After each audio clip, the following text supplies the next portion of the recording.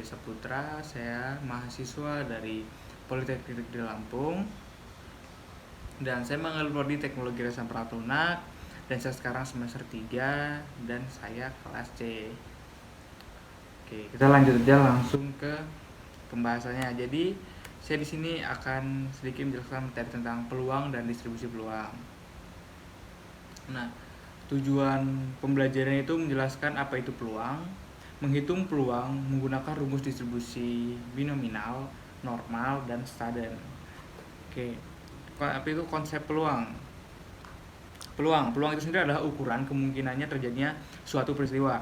Nilainya antara 0 sampai 1 atau 0% sampai 100% jika dipersenkan. Kalau 0 berarti mustahil atau gagal, kalau misalkan 1 berarti dia pasti terjadi. Nah, semakin mendekati 1 berarti semakin besar kemungkinan peristiwa itu terjadi, seperti itu. Nah, untuk distribusi peluang itulah distribusi peluang, yaitu fungsi yang menggambarkan bagaimana peluang tersebar untuk kemungkinannya hasil.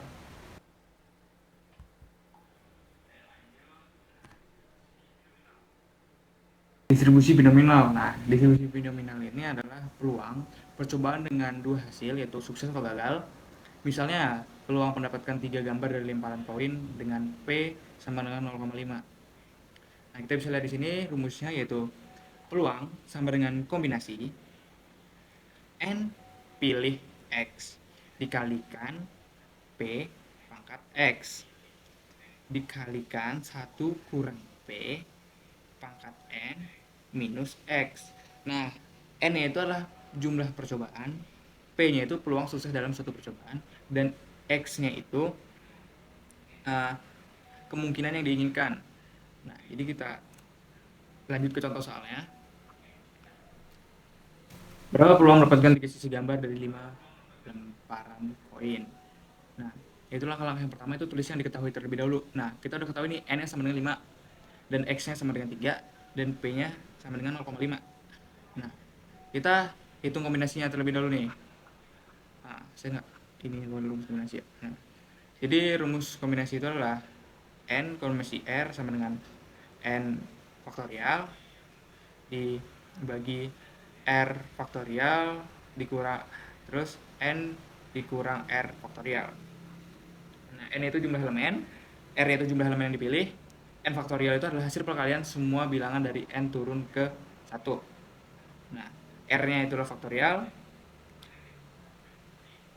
N dikurang R faktorial adalah faktorial dari selisih N dan R. Seperti itu. Lanjut aja. Kalau sudah kita hitung terlebih dahulu nih kombinasinya. 5 faktorial. Ini kan kita langsung aja nih. 5 dengan 3, 5 kombinasi 3. Nah, 5 faktorial dibagi 3 faktorial dikali 2 faktorial.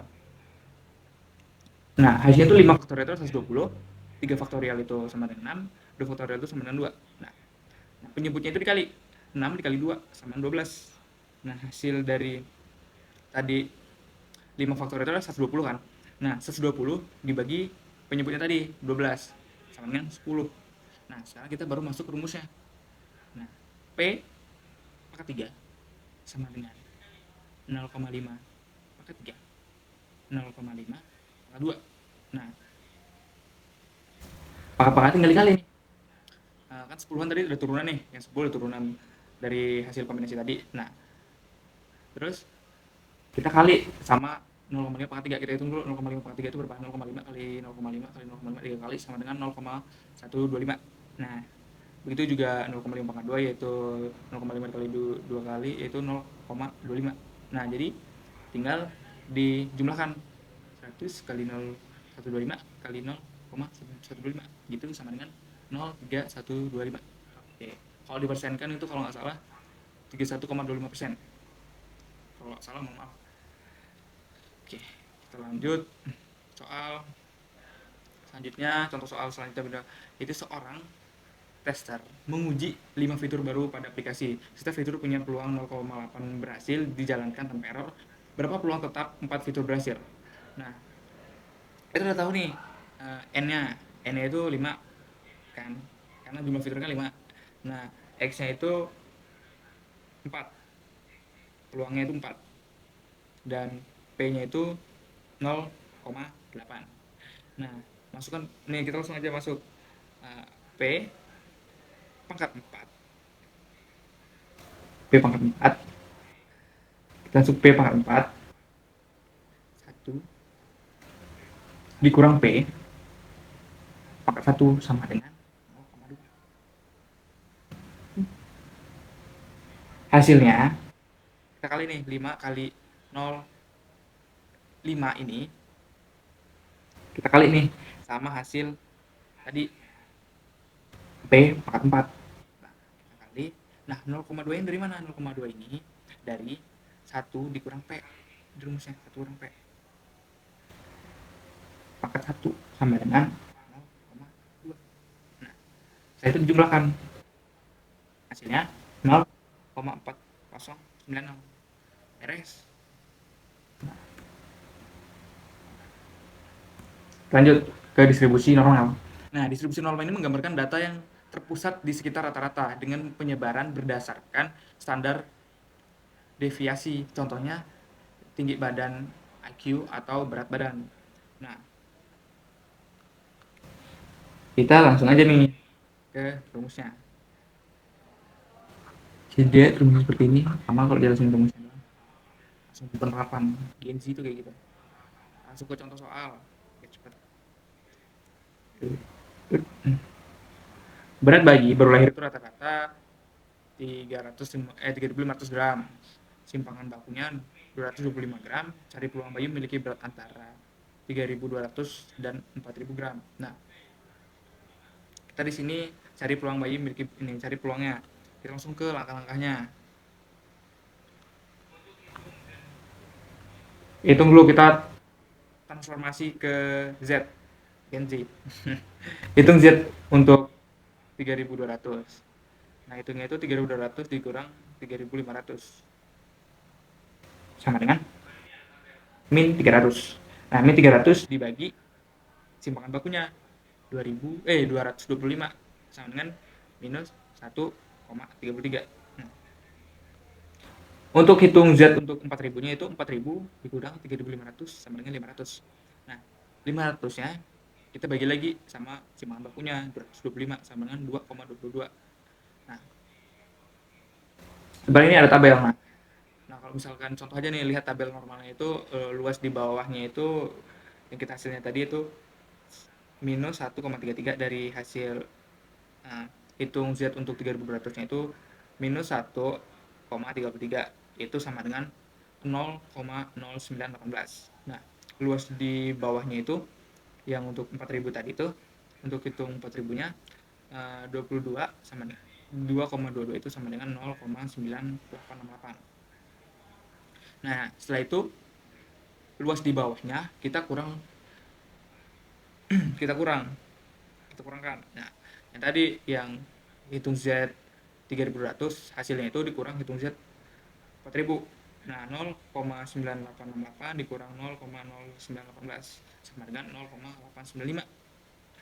Nah, jadi peluangnya adalah 0,895 kalau dipersenkan itu, atau kalau dipersenkan itu 89,5%. Contoh soal keduanya, waktu loading aplikasi rata-rata 4 detik dengan simpangan baku 0,5 detik. Cari peluang loading antara 3,5 dan 4,5 detik. Jawabannya langsung kita transformasikan lagi ke nilai Z. Nah, untuk Z 3,5 itu sama dengan 3,5 dikurang 4. Setelah itu dibagi 0,5 sama dengan 1. Untuk Z-nya 4,5. Untuk Z yang ini ya, 4,5-nya 4,5 dikurang 4. Kenapa 4? Karena perkataannya 4 detik. Nah, dibagi 0,5 sama dengan 1. Peluang antara minus 1 sampai 1 dari tabel normal 0 sama normal sama dengan 0,6826. Jadi peluangnya adalah 68,26%. Yaitu dipersenkan. Itu. Lanjut lagi ke contoh soalnya.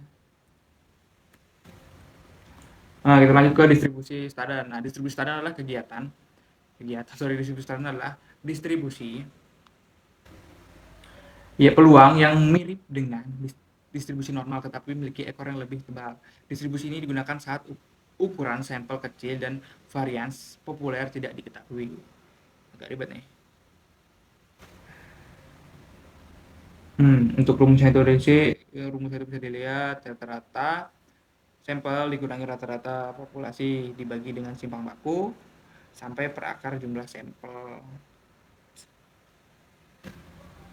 Lanjut, contoh soalnya. Sebuah kelas dipilih 5 mahasiswa secara acak. Rata-rata tinggi badan sampel 165 cm dengan simpangan baku sampel 5 cm. Hitung statistik jika tinggi badan rata-rata populasi diduga 160 cm. Jawabannya, kita masukin dulu nilainya nih. Selisih rata-ratanya 165 sampai 160. Nah, itu dikurang sama dengan 5. Akar dari 5 berapa? 2,236. Sebenarnya smart gini. Nah, penyebutnya 5 dibagi 2,236 tadi sama dengan 2,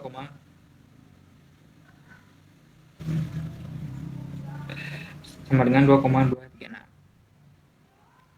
T-nya sama dengan 5 dibagi 2,236 sama dengan 2,24.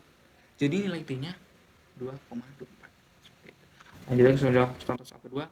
Nambah rata-rata debugging 3,5 jam. Simpangan baku 0,6. Populasi diduga 3 jam. Nah, populasi diduga punya rata-rata 3 jam. Nah, hitung nilai T-nya. Kita hitung di sini. Selisih rata-ratanya itu 3,5 dan 3 jam. Jadi 3,5 dikurang 3 jam sama 0,5. Akar 6 sama dengan 2,449. Penyebutnya 0,6 dibagi 2,49 sama dengan 0,245. Nah, jadi nilai T ini sama dengan 0,5 dibagi 0,245 sama dengan 2,04. Nah, jadi nilai T-nya adalah 2,04. Nah, kesimpulannya, binominal adalah peluang sukses pada percobaan berulang. Nah, terus normal itu sebaran data di sekitar rata-rata, dan distribusi standar itu dipakai untuk sampel kecil dari varian yang tidak ditemukan. Nah, seperti itu. Oke, sekian dari saya, Kamal Saputra. Terima kasih telah menonton video ini sampai selesai. Saya ucapkan terima kasih.